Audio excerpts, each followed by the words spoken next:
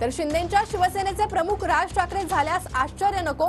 प्रकाश आंबेडकरांनी शिवसेनेबाबत हे मोठं विधान केलंय। लोकसभेनंतर ठाकरे बंधू भाजपसोबत असतील अशी परिस्थिती असल्याचंही आंबेडकर म्हणाले। तर भाजप आणि मोदींनी दोन भावंडांमध्ये स्पर्धा लावली आहे असंही वक्तव्य आंबेडकरांनी केलंय।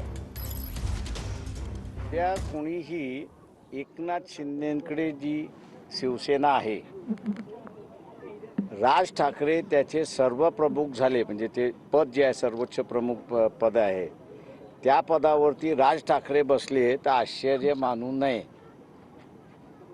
एक दृष्टीने असणारं नरेंद्र मोदी यांनी